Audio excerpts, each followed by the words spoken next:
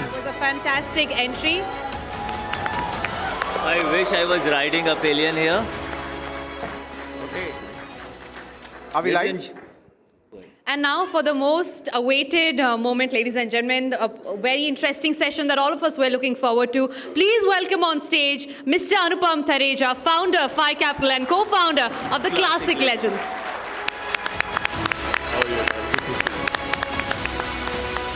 So,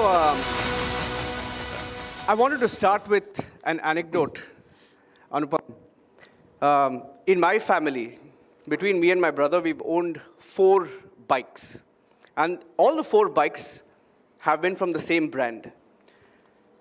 Started with a Machismo 500, then moved to a Machismo, a 350. There was a Electra 350. And finally, my brother's still riding a Himalayan.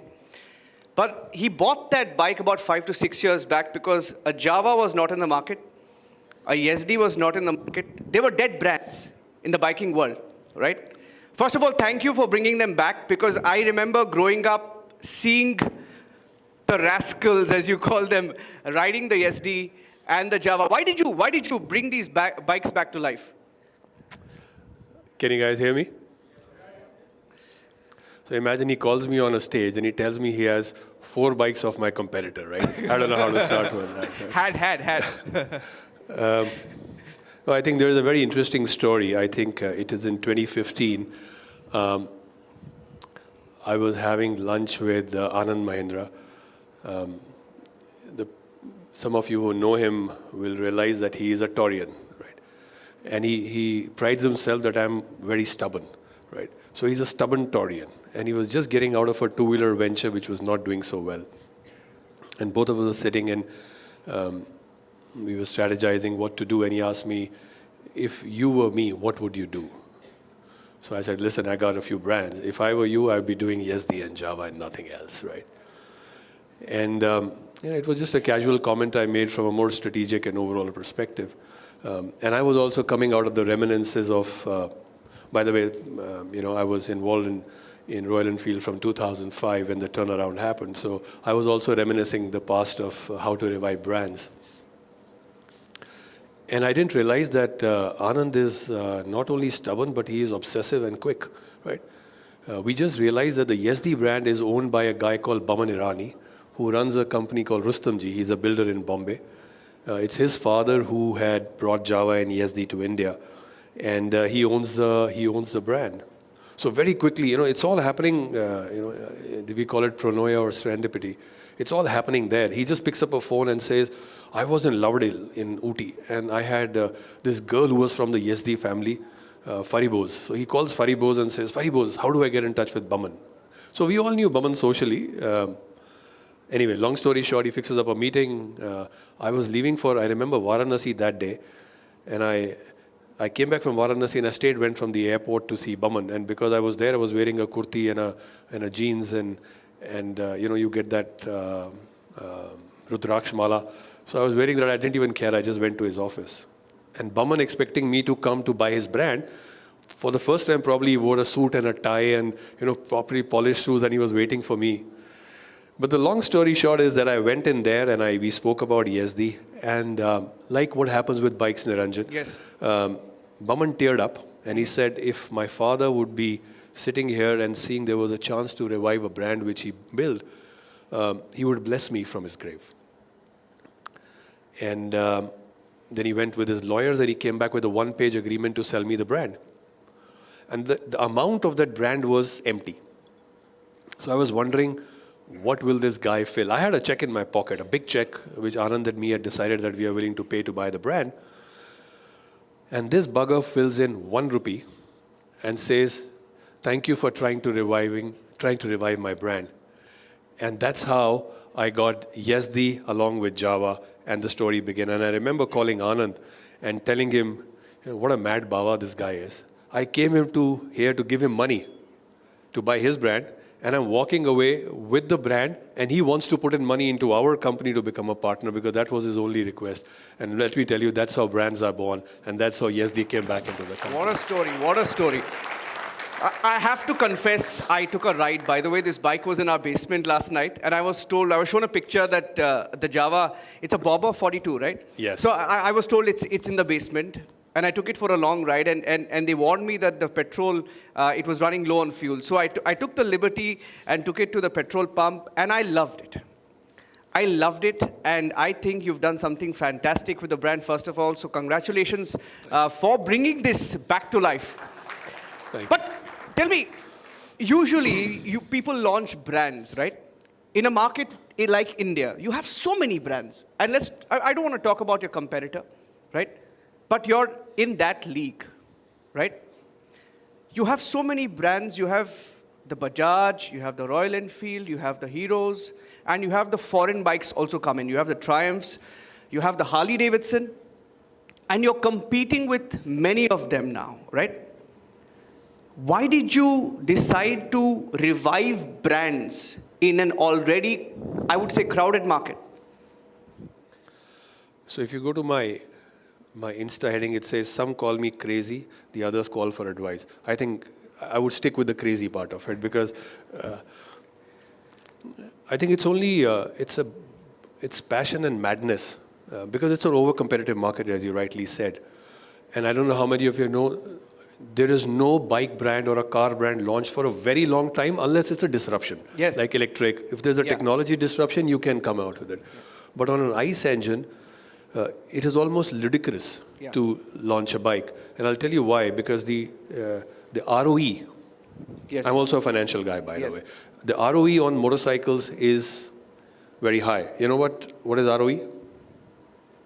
It's not return on equity, it's return on ego, right? The return on ego is so high that the competition doesn't give you space to even breathe. Right?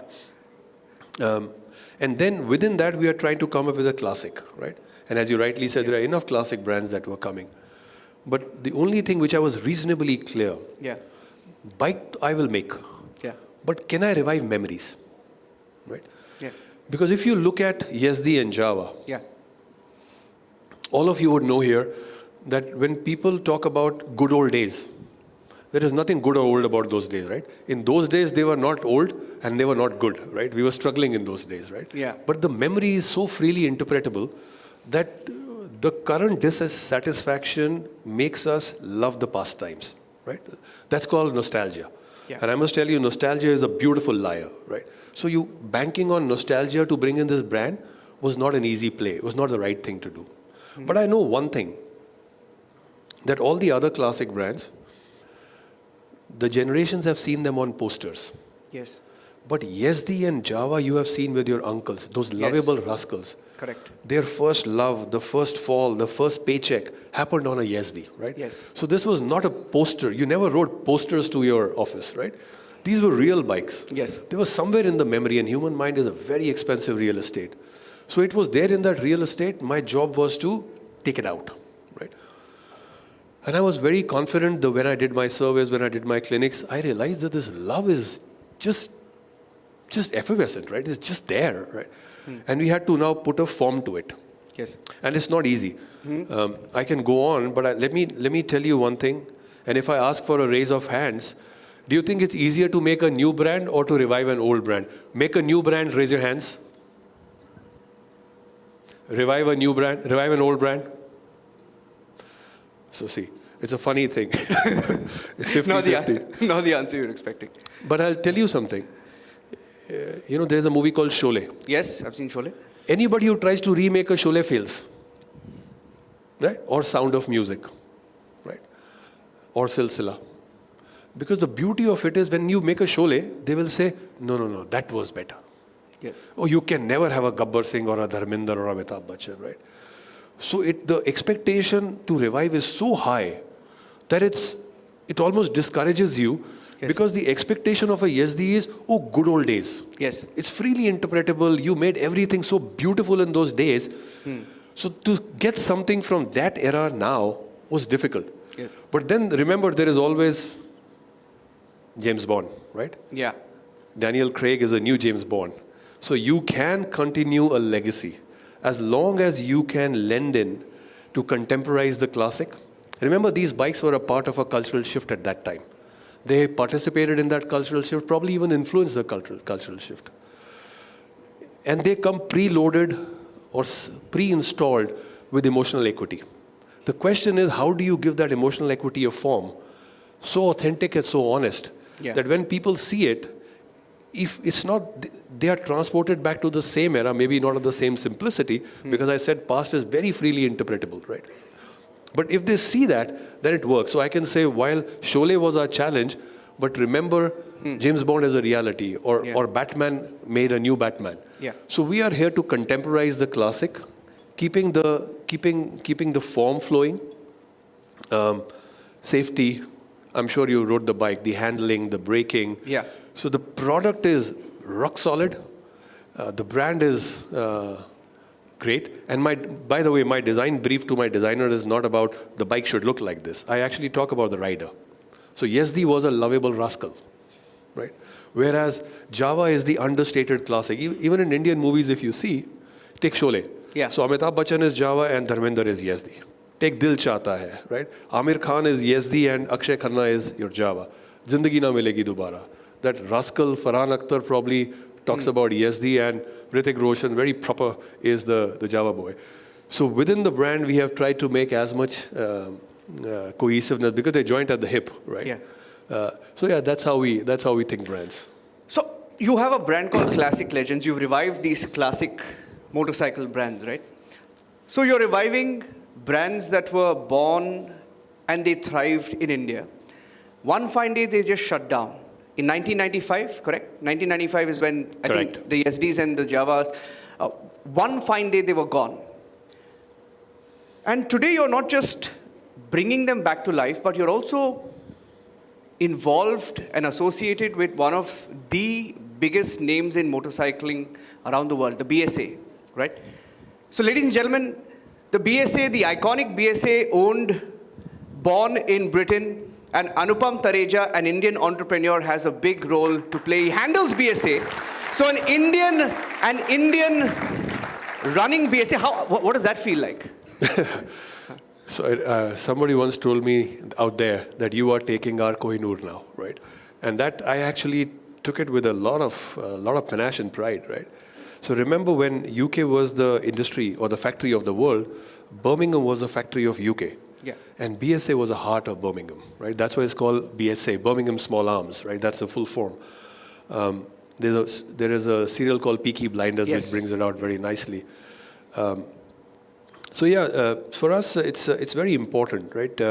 In this era of protectionism, the only way to turn it around on its head is if you buy a brand which is local. So when Britishers are buying, they're not buying a global brand. They are buying the best version of their heritage, right? And that just turns it on its head, right? Now, once I have that heritage credibility or emotional credibility in UK, then I can take that credibility to the world. So that's how we are building our brands. Java was the largest brand in the Eastern Bloc, right? So we started selling Java in Czech Republic. We started selling BSAs in UK. We started selling Yazdis in India because these were the home grounds. And then we took the authenticity of these brands. From that, as I said, we took the credibility, the emotional credibility global, right? So when we go with BSA, we say from UK to the world, proudly Indian. So we say true Brit, Indian grit, right? So we are proudly saying true Brit, but Indian grit. You wouldn't have revived without us. So that makes me very proud. Yeah. Fantastic, fantastic story. It's all about the tribe, right? You speak about bikes. I don't know how many brands can boast about a tribe. How important is a tribe, a community, in building and nurturing a brand and getting people behind you in that army? So I think generic brands will be very difficult to survive, right? Paid editorials will work less, and I know I'm talking here.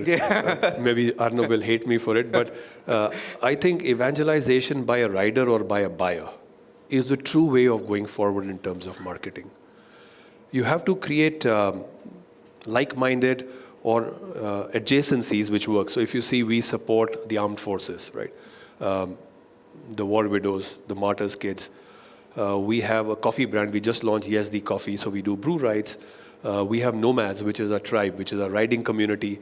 And we support various forms of music. So there is blues, there is Java jazz, there is independence rock. So we support subcultures. See, we are not a mainstream, as you can see it. We're not a mainstream, right? Yeah. We are actually hatke, right? So we have to adopt the subcultures. And somebody has to grow these subcultures, right? In good old days, you say, the kings used to patronize. Yeah. Art always emerges and flourishes through patronization. Now, those eras are gone, but there is a new form of thing that is coming, which is what we do. Adopt these subcultures, grow them, make them into brand evangelists. So I keep on saying this often, Niranjan, that we do not make motorcycles. We are into motorcycling. Correct. Right? So if you are into motorcycling, then you have to build this adjacencies, and that's the razor-sharp focus we are into. Yeah, fantastic. Well, they say that, when you have something going for you and it all just falls in place, right? And you're what, 4 years young now? 4 years? Almost 5, yeah. And I was just going through your website yesterday, and I love the advertising. Prices have gone down, right? That's a big drop in prices with the GST. It's like you have suddenly everything going for you. Has that changed the way you market? I don't know. How do things change post-September 22nd for you? So, as you rightly said, a stroke of pen in 1995 September. Ironical, right? 1995 September, 2 strokes were banned, and 4 strokes ruled the roost. Yes. So a lot of very iconic, very loved brands, RD350, Yamaha RX100, Yazdis, they just had to leave. And again, thanks to our Honorable Finance Minister, with the stroke of pen, and under the spirit of progressive taxation, she has made us so affordable that now the world, the country can buy these bikes at a very, very affordable prices. And these are brilliant machines, the amount of features, the amount of technology we have packed into it. So I think my view is the Indian economy was a bit slow. We needed a impetus.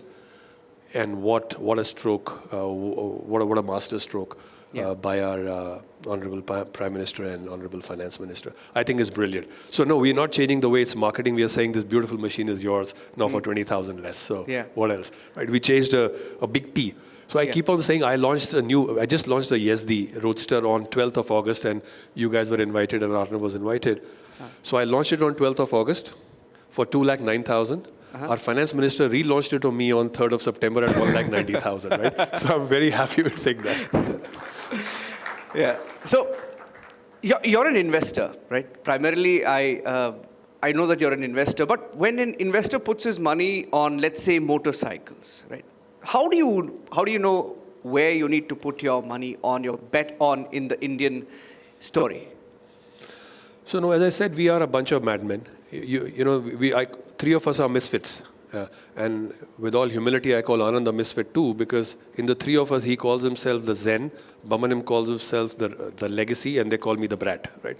So a combination. Sometimes we are not co-creators, we are actually co-experiencers. We are not co-founders, right? And I've often seen that relationships drive output more than agreements or more than thought process, right? Because biking is like religion, right?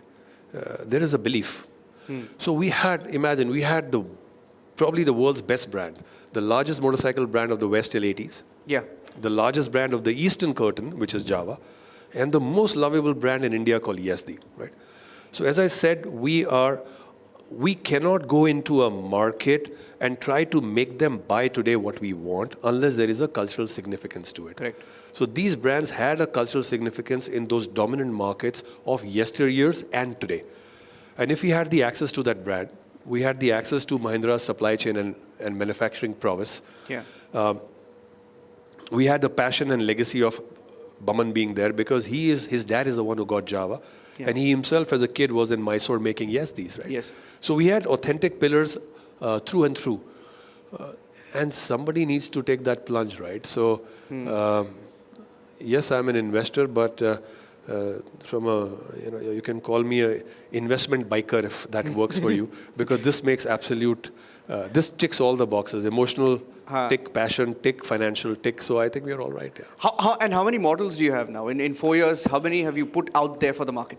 So again, and I want to, as a part of this leadership series, if you are a new entrepreneur and if you're challenging the status quo, challenging the big boys. And remember, we are a fledgling nominee in this industry which is dominated by very, very large players, right?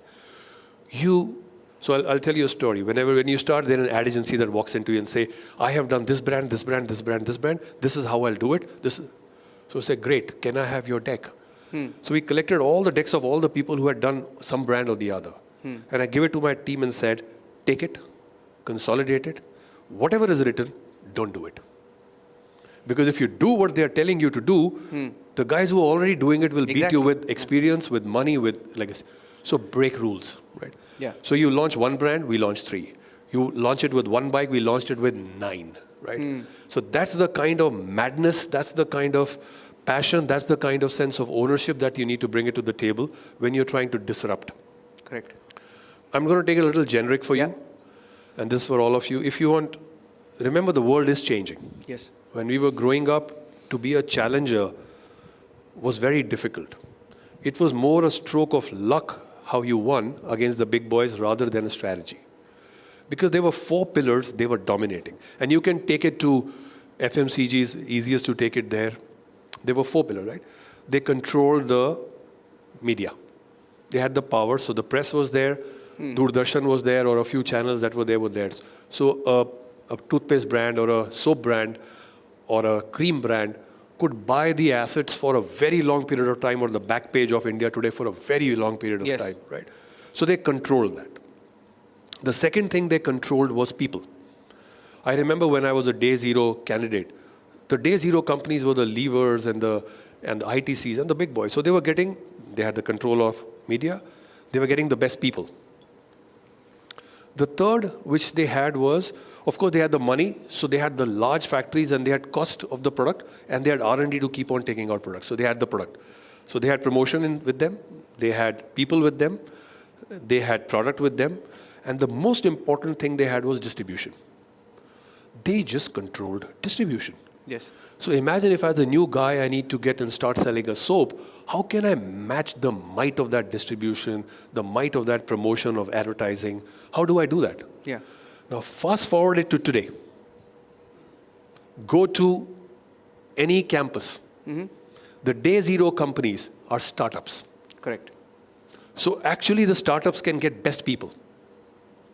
I'm not even going to talk about advertising. That's got dislocated and democratized so long back. Today, a guy with a phone is shooting. Apple gives this ad saying that shot on Apple. They don't show a product, they show the Shot on iPhone. The shot, right? Shot on iPhone. And today, social has just disrupted that. So there is no longer a cloud that I control the advertising budgets and the media, right? So best people join them. That's got democratized. I don't need to tell you what happened to distribution. Today, on an Amazon or a Flipkart or something, you can tomorrow morning be listing your product, and you can be right there with the biggest brand sitting out there if you have the right tenacity. Yeah. So you win the production, and product is no longer, in fact, because of the right people, the disruption and the innovation in product is happening faster in the smaller companies. Yes. So you have faster innovation, you have the best people, you have taken care of the distribution, and you have just made the brand in a very different way, like we done. Yes. We were the first company to launch the brand digital. And the way we have evangelized and created this brand, not by advertising, I cannot compare the big bucks they have. What they don't have is the design, the brand, and they don't have the passion, right? Yes. So these are the 3 ingredients I would tell all the youngsters to bring it to the table. Yeah. And today the world is made in such a way that you can disrupt if you want to disrupt. Yeah. Actually, I have to add that, when I bought my bike, and I mentioned this to you, first of all, the first chrome bike that I saw growing up was a Java, but it was never available to us because it was, like you said, one stroke, one policy, and the bike was just off the market, right? But I was inspired to buy, I wanted to buy a chrome bike, right? And the only one that caught my eye was a Machismo 500 back then, and I'm talking about 18 years back. 2007. Yeah. 2007. You had a role to play in that, right? I won't talk about that. But anyway, the point I was trying to make is, you look at your competitor, right? And you look at their resources. You spoke about resources. What do you want to leave behind when you talk about thought leadership, right? You're fighting with the big guys. They have the volumes, they have the numbers, but you have legacy. You have brand names, right? How are you going to take it from here? 4 years down the line, how are you looking at, let's say, the next 5 to 10 years, the growth of the classic legends? See, first of all, I think Indians can rule the global mid-market segment in motorcycles, and you need more than one. So while my endeavor is for my competitor to provide a credible alternative, I think as Indians we can really rule the world in this segment. Because what is happening is the world, so I'll tell you two things. First, I'm going to talk about the automotive sector in India, which I think is a story untold. The second is, over the last 20 years or 25 years, the world, bigger was better, right? A bigger engine, 200, 300, 400, 500, 800, 1200, 1400, single cylinder, twin cylinder, three cylinder, four cylinder, right? Somewhere in that rush, you forgot to smell the roses. You forget what is motorcycling. How does the wind feel on your face? Why do you go on rides? The relationships and the connections you made. Yeah. So you had to bring simplicity back. Yeah. And trust me, simplicity is very complex, right? Yes. To make a bike like that, with a form like this, with all the technology, safety, insight, but a form and a brand which actually still resonates somewhere, as I said, gets that feeling out, was the trick of the trade. Yeah. So to answer your question, a credible alternative, an Indian can rule the mid-market segment globally because the world is coming back. So I call this anti-fad. Today, if you look at the generation, they are just on it. There is daily trending, right? Yeah. There is a fad. So the word fad and trend is like the two common words every youngster knows. Yeah.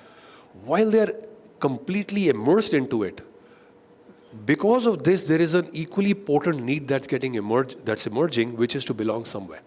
Yeah. Now, we are providing that belongingness by building those tribes, building those adjacencies, a product that takes you back into that era. So that's how a brand guy needs to think, right? But I must also say I would have failed as a brand guy if the Indian automotive story was not as big. I saw Rajan speaking before this on manufacturing. And I remember when, he's not there, I'll talk to him, but when they were making Beetle phones, I remember Sunil calling me and said, can you introduce me to an auto component company from where I can learn systems and processes of how to make this better? And I remember seeing them in their Nehru Place office eating lunch, and we had this. I was a kid. I was in school that time. But Indian automotive industry is a potent combination of cost, technology, delivery, and quality. Now that doesn't happen, right? Can you make a better quality? Yeah, of course. But at this cost, impossible. And can you deliver at these numbers? Don't even talk about it. People talk about large engine makers like, Rolls-Royce or Pratt. We make 23 million engines every year in this country. The supply chain is so robust, so efficient, that today, if as Indians we do not rule the world, automotive has taught India manufacturing, and I think the time has come for the Indian automotive sector to shine. Yeah. So with brands like this, multiply that with passion, and multiply that with the Indian automotive thing, I don't think so I should worry about a competitor or so. I think with the world as our oyster, we should be rolling. Absolutely. And I remember about 10 years back, I think it was Greece, where I remember on the streets of Greece, I saw an Indian brand showroom, right? And I know how much they love Indian bikes. Of course, the affordability, the experience, and unmatched features. So you have a fantastic brand. So how do you, when you have a set of brands, right? You have 3 or 4 global brands now. How do you grow from here? I mean, of course, you have the Indian market. You're moving in the Indian market. How do you go outside of India? Because there's a huge market out there waiting to be captured. So I think we spoke about it. So BSA for me is a Western market brand. So it started in UK. We just expanded in Europe. What's happening in US. My bikes are still stuck in custom. So we will, I think they're lost. But I'm very sure that will get sorted out because what is the option, right? So BSA will be my Western brand. Java will be my Eastern. So started in Czech. The whole past communist countries, whole of South America, Argentina, Brazil, Mexico, anything that was, so that's where the Java sold. Yeah. And Yazdi and Java are for India. So no, I don't think so. We have dearth of anything. We've just started, Yeah. The India story, I want to ask you about that because you have been a big believer in the India story, right? And you've sort of seen brands come and go and you're reviving brands, right? When you look at I wanted to ask you about policy because it's impacting you directly. Do you think they're reading what brands like you want so that they help you grow along the way? We were talking about it. You needed a push. That push has now come. Right? What do you think about the next 5-10 years? So I think firstly we should thank, this GST cut will provide an impetus, and that also in Diwali time. My view is this Diwali will probably be one of the largest Diwalis Indian consumers or Indian economy has ever seen, right? And we needed that. Sometimes, as I say, to turn the flywheel, you need a little bit of push, right? So I think we got that push for the... Yeah. Now, will that lead into a virtuous cycle? Sorry. Or will the global turmoil, tariff wars and everything will impact? I don't know, Nikunj. I'm not going to prophesize or sear it out, but what I can tell you is that India is that bright spot in the global economy today.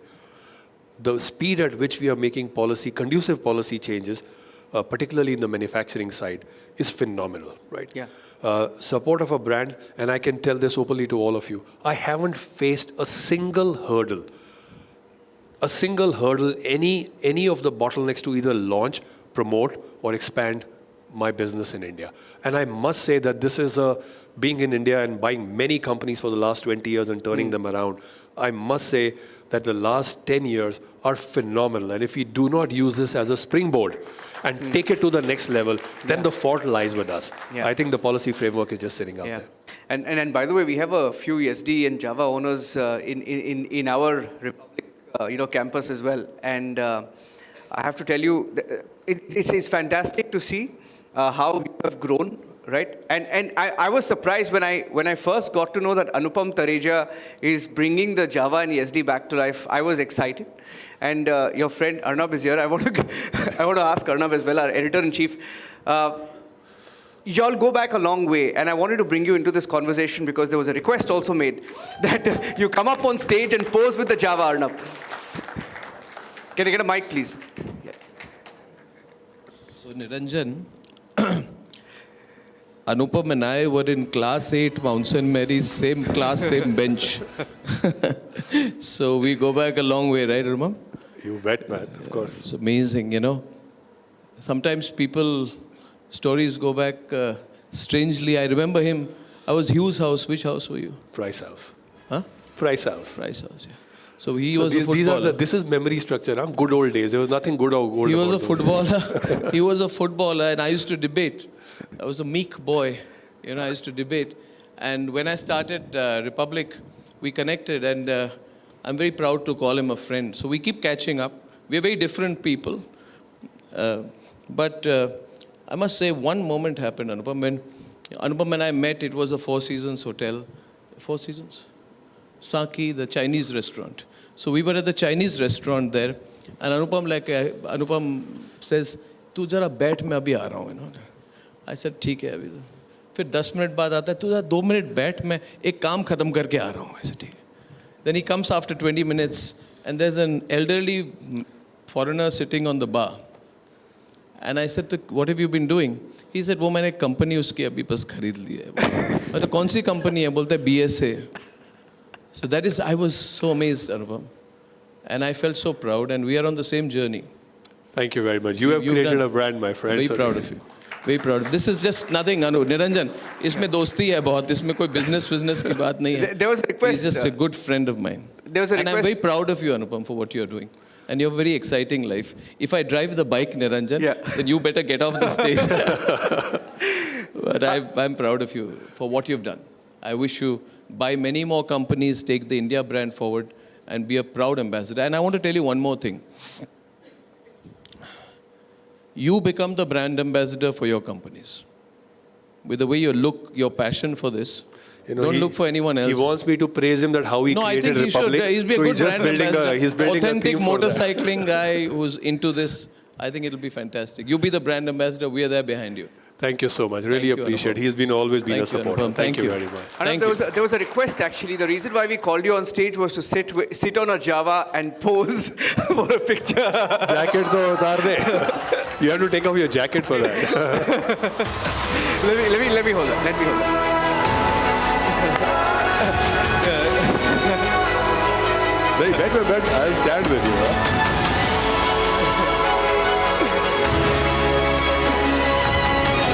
Thank you. Fantastic.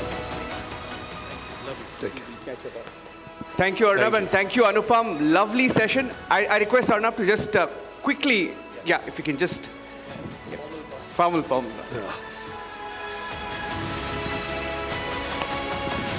a lot of love. Thank you, my friend. Really appreciate it. Thank you, Naraj. Thank you, Anupam Thareja. Fantastic. Thank you for reviving two big brands. What a service you've done to all bikers. Thank you very much. Thank you, Anupam. Take care.